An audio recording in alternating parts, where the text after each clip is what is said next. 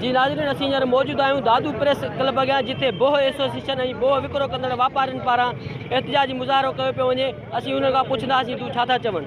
पूरी सिंध में बोह जी लोडिंग ख़त्म कई वई आहे। मोटरवे जीअं दादू में आई आहे, पहिरें असांखे चयूं बाबा पोयों जेको डालो आहे इहो ख़त्म कयो, वरी असां इहो पोयों डालो ख़त्म कयो, वरी चयूं बाबा हीउ डालो बंदि कयो, वरी डालो बंदि कयोसीं। हाणे एसपी साहिबु चए थो 100 मण खणी कराची वञो, 100 मण कराची अगरि असां खणी था वञूं असांजो ख़र्च बि कोन थो निकिरे, प्लस में असां उहो बोह उन्हनि कराची वारनि खे मुफ़्त ॾेई था अचूं।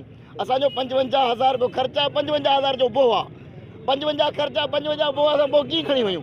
असांखे हिन महिल असांजो रोज़गार ख़तमु करणु था चाहिनि। असांजा हज़ारनि तादाद में असांजा मज़दूर बेरोज़गार लॻा पिया आहिनि। हे सिर्फ़ु हिकिड़े शहर जा लेबर न आहिनि, हे कुझु लेबर असां वठी आया आहियूं।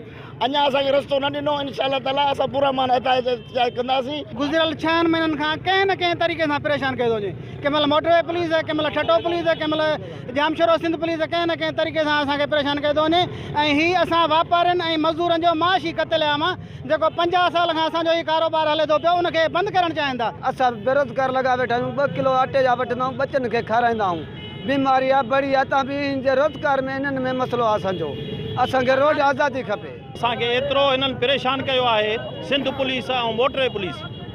मोटरवे पुलिस जेको आहे एसपी सेवण ऐं सिंध पुलिस जेको आहे ठटो।